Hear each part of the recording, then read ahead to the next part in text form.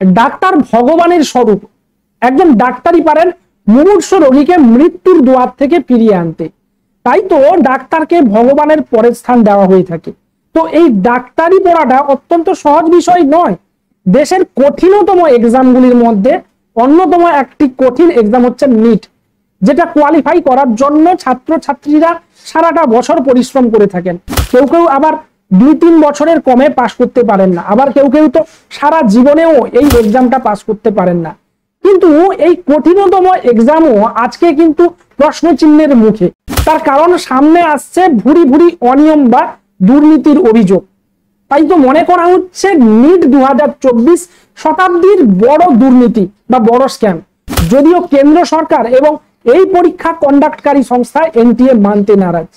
আজকের এই ভিডিওতে আমি আপনাদেরকে 8টি বেনিয়ম এবং তার প্রমাণ দেব, যেগুলি দেখলে আপনারা বুঝতে পারবেন এই দুর্নীতি বা এই ঘোটালা কতটা বড়, কেনই বা এটাকে শতাব্দীর সব থেকে বড় দুর্নীতি বলা চলে। তো চলুন শুরু করা যাক আজকের ভিডিও। নিট 2024 অনেক পূর্বেই বিহারের সংবাদপত্র তারা সতর্ক করিয়েছিল যে বিহারের সলভার গ্যাং এবারের নিট 2024 প্রশ্নপত্র ফাঁস করবে।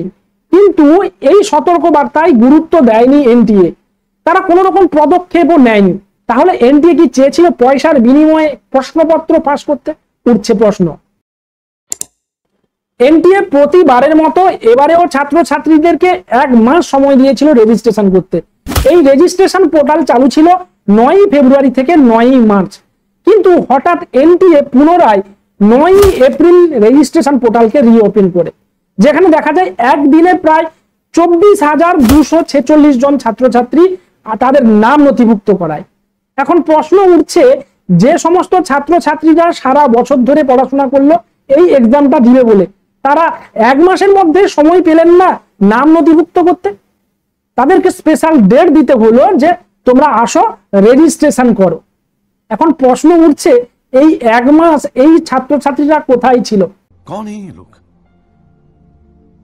कहां से आते हैं? তারা কি শীত ঘুমেছিল নাকি ভিন গ্রহে গিয়েছিল ভ্রমণ করতে? সব থেকে মজার বিষয় হয়, এবছর রেজাল্ট বেরোলে দেখা যায় এবছর এক্সামে টপ করেছেন 67 জন। 67 জন ফুল মার্কস পেয়েছেন, অর্থাৎ 720-তে 720 নম্বর। গত 5 বছরে 1 কোটি পরীক্ষার্থী পরীক্ষা দিয়েছিল, যেখানে 7 জন, মাত্র 7 জন 720-তে 720 পেয়েছিল। কিন্তু এবারের পরীক্ষায় 67 জন। এবছর কি ভারতীয় শিক্ষার্থীদের আইকিউ বহুগুণ বেড়ে গেল, নাকি তারা মেন্টোস খেয়ে পরীক্ষা দিতে গিয়েছিল? তার কারণ মেন্টোস খেলে ये है मेंटोस जिंदगी। मेंटोस दिमाग की बत्ती जला दे। এছাড়া দেখা যায় হরিয়ানার একটা সেন্টারে 6 জন ছাত্র ফুল মার্কস পেয়েছে, অর্থাৎ তারা 720-তে 720। তাহলে মা সরস্বতী কি শুধু এই সেন্টারেই ভর করেছিলেন?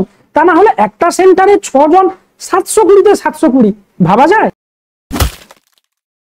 এবারের নিট এক্সামের সব থেকে হাস্যকর যে বিষয়টা ছিল সেটা ছিল রেজাল্ট পাবলিশ হতে দেখা গেছে কিছু ছাত্রছাত্রী 717, 718, 719 নাম্বার পেয়েছে, যেটা কিন্তু আদৌ সম্ভব নয়। তার কারণ নিটের এক্সামে একটা কোশ্চেনের সঠিক উত্তর দিলে পাওয়া যায় 4 নাম্বার। কেউ যদি একটা কোশ্চেন এড়িয়ে যায় তাহলে সে পাবে 716। আবার কেউ যদি প্রশ্নটা অ্যাটেম্প্ট করে ভুল করে তাহলে তার 4 নাম্বার তো কাটবেই, তার সঙ্গে 1 নাম্বার নেগেটিভ মার্কিং, অর্থাৎ তার 5 নাম্বার কাটা যাবে। তার মানে সে পেতে পারে 715। অর্থাৎ কোনো ছাত্র 720 পেতে পারে, অথবা 716 বা 715। 717, 18, 19 পাওয়া কিন্তু সম্ভব নয়, যেটা কিন্তু এবারের নিটে অনেকেই পেয়েছে। এবারের রেজাল্টে এমন হওয়ার কারণ এনটিএ এর কাছে জানতে চাইলে এনটিএ জানায় যে এবারে তারা গ্রেস নাম্বার দিয়েছে। কিছু সেন্টার ছিল যেখানে ছাত্রছাত্রীরা প্রশ্ন পেয়েছিল দেরিতে, যে কারণে তাদের সময় কিছুটা বরবাদ হয়েছিল, এই কারণে তাদেরকে গ্রেস নাম্বার দেওয়া হয়েছে, যার ফলে কিছু ছাত্রছাত্রী এই স্কোর করে ফেলেছে। যদিও শেষ পর্যন্ত এনটিএ তাদের এই স্ট্যান্ড থেকে সরে আসে এবং চাপে পড়েই তারা সুপ্রিম কোর্টে জানায় যে 1563 জন ছাত্রকে তারা গ্রেস নাম্বার দিয়েছিল। তো সুপ্রিম কোর্ট নির্দেশ দেয় এই 1563 জন ছাত্রকে পুনরায় এক্সাম করাতে হবে। যদি কোনো ছাত্রছাত্রী চায় যে তারা এক্সাম দিবে না, তাহলে গ্রেস মার্ক ছাড়া যে নাম্বার তারা পাচ্ছে ওটাকেই তাদের মেনে নিতে হবে। কেন্দ্রীয় শিক্ষামন্ত্রী ধর্মেন্দ্র কুমার প্রথম থেকেই বলে এসেছিলেন যে এবারের পরীক্ষায় কোনো প্রকারের প্রশ্নপত্র লিক হয়নি, অথচ এই মামলায় অভিযুক্ত 13 জন গ্রেপ্তার হয়েছে। বিহারের পাটনা থেকে পুলিশ 13 জনকে গ্রেপ্তার করেছে। এই 13 জনের মধ্যে রয়েছেন 4 জন শিক্ষার্থী এবং তাদের পরিবারের লোক। এদের মধ্যে 3 জন আবার স্বীকার করে নিয়েছেন যে তারা পরীক্ষার পূর্বে প্রশ্নপত্র পেয়েছিলেন 32 লক্ষ টাকার বিনিময়ে। তাদেরকে একটা সেফ ঘরে রাখা হয়েছিল। শুধু তারা নয়, সেখানে আরো অনেক ছাত্রছাত্রী এসেছিল দেশের বিভিন্ন রাজ্য থেকে এবং সেখানে তাদেরকে প্রশ্নপত্র মুখস্থ করিয়ে নেওয়া হয়েছিল। সর্বোপরি এই ঘর থেকেই পুলিশ পুড়ে যাওয়া প্রশ্নপত্র উদ্ধার করেছে, সেই সঙ্গে উদ্ধার করেছে কয়েকটি ল্যাপস হওয়া ব্যাংক চেক। তাহলে প্রশ্ন উঠছে, কোন জাদু বলে প্রশ্নপত্র এখানে এলো? মন্ত্রী মশাই, যদি প্রশ্নপত্র লিক না হয়ে থাকে, প্রশ্নপত্র কোন জাদু বলে এখানে উড়ে এলো? এর উত্তর কি রয়েছে আপনার কাছে? এই পুরো স্ক্যামে সব থেকে চাঞ্চল্যকর যে অভিযোগটি এসেছে সেটা হচ্ছে এক্সাম সেন্টার দুর্নীতি। আপনাকে যদি এক্সাম দিতে যেতে হয় তাহলে নিশ্চয়ই আপনি বাড়ির পাশাপাশি কোনো এক্সাম সেন্টারে যাবেন। এনটিএ এর রুলস রয়েছে যে কোনো পরীক্ষার্থী 100 থেকে 150 কিলোমিটারের মধ্যে এক্সাম সেন্টার চুজ করতে পারবে। কিন্তু এখানে দেখা গেছে উড়িষ্যা, কর্ণাটক এবং ঝাড়খণ্ড থেকে 16 জন পরীক্ষার্থী 1000 থেকে 1200 কিলোমিটার দূরে গুজরাটের গোধরাতে জয় জলারাম কলেজে পরীক্ষা দিতে গেছে। থুড়ি মানত পূর্ণ করতে গেছে।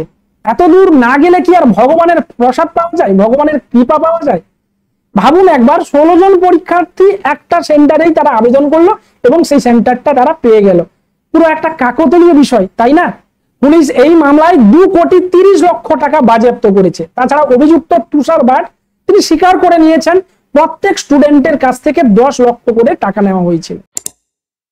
এই নিট 2024-এ এনটিএ যে বড় সড় ঘোটালা করেছে সেটা চোখে আঙুল দিয়ে দেখিয়ে দিয়েছিলেন হরিয়ানার ঝরঝরের হরদয়াল কলেজের প্রিন্সিপাল অংশু যাদব।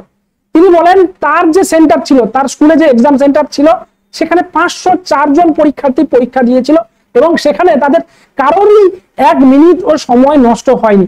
অথচ এই কলেজের 504 জনের নাম্বার বাড়িয়ে দেওয়া হয়েছিল।